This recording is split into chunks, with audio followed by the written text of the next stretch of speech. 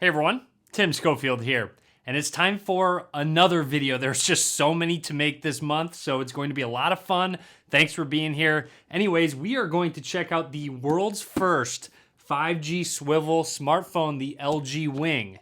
I'm really happy that companies like LG are deciding to make different designs for smartphones. This one has a standard style for a smartphone. However, the front screen will actually swivel open and reveal a secondary display, which I feel like it's going to be very practical and useful. You'll also notice this box is fairly big. There's some extras in here for us to check out, but let's go ahead and unbox the LG Wing, see what comes inside, and then of course get some hands-on with this very uniquely designed phone. Let's get started. To begin, let's see what comes inside the box that LG had sent over.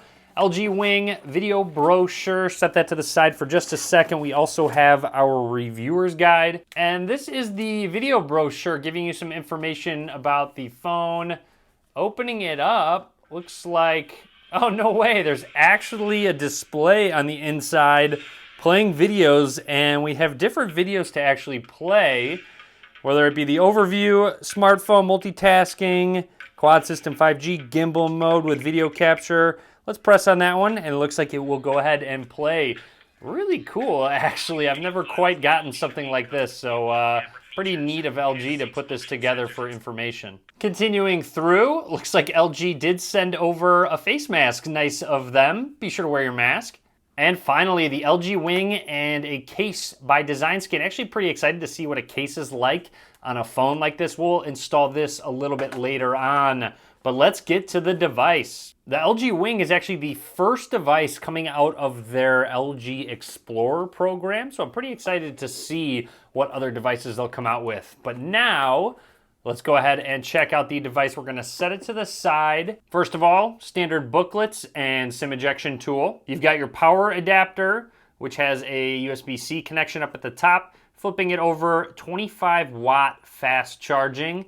And then of course your USB-C to USB-C charging cable. Finally in the box is a USB-C to 3.5 millimeter headphone jack adapter. Nice of LG to include this. A lot of companies, basically nobody is including these anymore, so thanks LG.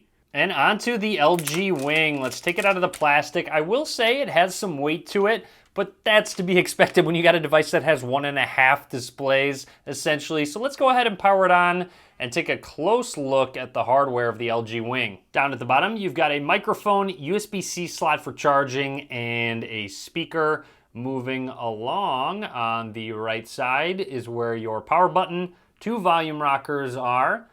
Then up towards the top, you also notice that screen, you'll notice a bit of a gap. However, it is fairly flush with the actual bottom of the device. Up at the top is your microphone, and what do you know, a pop-out front-facing camera, which I am a big fan of. I wish that people would have actually kept making phones with those. Also, just a quick look at the very minimal camera bump that this has. Along the left side, a fairly large looking SIM card slot, but that's because it also has a micro SD card slot to expand the storage you get with the device. Again, glad LG is making all these inclusions. A look at the back. This is the Aurora gray color that LG went with. Fairly sleek overall. And the triple camera system, which interestingly enough, it has a 64 megapixel standard wide angle lens. It has a 13 megapixel ultra wide angle lens, and also a 12 megapixel ultra wide angle lens. So 2 ultra wide angle lenses to complement that wide angle lens. And I'm completely teasing you by not flipping this display open, but we're gonna run through the setup process and talk about anything noteworthy. The LG Wing does have an in-display fingerprint scanner. Let's go ahead and set that up. Just set our thumb down, lift it up, put it back down, cover the entire sensor. Generally, in-display fingerprint scanners do take longer than physical ones, which is, you know, fine by me, just kind of how it is. And now it is saying slightly move your finger around. Let's capture some of the edges. And we are all good to go. You can add more if you'd like to. All right, I can't wait any longer. This is a 6.8 inch front-facing display, and if you open it up, there we go, swivel it on open, it reveals a 3.9 inch display, so over half of what the top display is going to have. That was actually really smooth. It felt very premium, opening and locking in place. Here we go, introducing Swivel Home. So this is so new. I actually am excited to go through things like this to learn more about it. You can add and rearrange specific apps up at the top. Swivel mode, you can open an app on each screen, or multi-app shortcut to open 2 apps at once. Second screen apps. Once we hit done, you'll notice up at the top, you can customize these shortcuts that are up there to quickly open, or when you close it back down, it will just bring you on back to your home screen.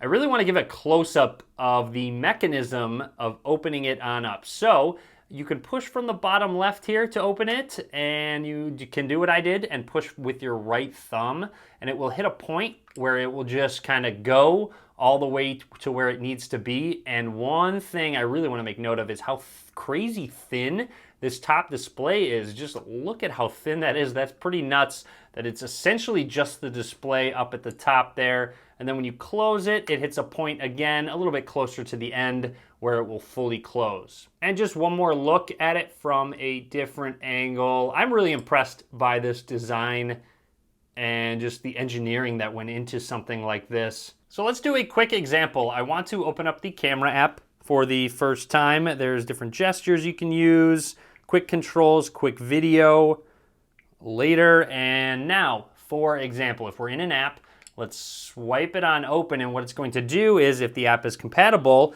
it puts it in a different mode and utilizes that second display. So right now we are in what is called gimbal mode, which is going to help prevent that camera from shaking. Essentially what you can put a gimbal is what you put a camera on to keep it steady and stable. Really cool. With this gimbal mode, you can actually pan around with the joystick. As you can tell, I'm not actually moving the physical device. I'm just panning with this joystick, similar to what you would do with a gimbal. And then, of course, if you press and hold this lock button and you move the phone around, you'll see it locks it in place on a specific spot. So I'm moving it pretty violently now, and you'll notice how well it's keeping it in that one spot. Now, you don't just have to use gimbal mode. There's dual recording, which is pretty exciting. You'll notice there is that pop-out camera. Let's actually go back to our gimbal mode and get a close-up of that. Here is that front-facing pop-out camera in action. Just slides on out, and then if we move it back to gimbal mode, it will go ahead and hide itself. Anyways, dual recording, again, can be very useful. You've got half of the screen using that front-facing camera and the other half using the rear camera. So there's just a bunch of different options you can use with video recording. Within the standard camera app, there's a button to zoom in 2x or 0.5, which is obviously using the ultra-wide angle lens, or back to just 1x. However, you can zoom in a lot more. You can zoom in all the way up to 10x. I'll definitely have more videos to come soon, so be sure to click that subscribe button. But of course, we got to do a test. So let's go ahead and open up YouTube right here. Now what happens when I rotate it with YouTube open? It keeps it open, puts it horizontally, and brings open just essentially a home screen right down here to see all your apps. Swipe up on the home screen, and then it will bring us to our app drawer to choose from the different apps to open. You'll see there's some preset app pairs, so if I select this one, it will open up YouTube, which was already open, and Chrome as well. And there we go. Now we have a full browser at the bottom display. One thing I'm really curious about is, let's say I want to search in YouTube. Good. Actually, this is exactly what I would have wanted to happen. The keyboard just drops down to the bottom display. So if we want to go ahead and search on YouTube real quick, hit the quick search button. There we go. We've got a lot of different videos to choose from here. Let's just select one. And there we go. We now have a YouTube video running on the top display, and we can just go ahead and continue to browse at the bottom. Maybe, for example, open up the messaging app, send a quick text message, check our calendar. There's so many different options that you can have now that you just have the video up at the top, and you essentially have just another screen to use down at the bottom. Now, if I close this screen, it should keep YouTube open. It did. It just put it in that vertical mode, pardon me. And then another example, this isn't the only way to use this. I foresee a lot of different use cases. So if we open this up, you can use it like this, or let's say, for example, you wanted something up at the top display. You could have a game running down at the bottom. You could also have it where if you need something vertical, you can have something vertical on this display, maybe like maps. And then you can have YouTube Music or a music app open on the other side. So there's just so many different use cases. You don't just have to use it one way. You can play around with it and find a specific use for this swivel screen that works for you. Almost forgot, let's put the case on from Design Skin. So hopefully now you see why I was curious how well this case was going to work and how it was actually going to work. You'll notice with this case, it's more of a wallet case, has some slots for maybe a credit card ID. And then let's take a look. So down at the bottom, it's got a slot here for all your ports. On the right side, it leaves the buttons open. Up towards the top, got that slot for the pop-out camera. There's a lot of moving parts to this phone with the front-facing camera and that top display. And let's test it out. Okay, actually much easier than I thought it was going to be to swivel open that screen.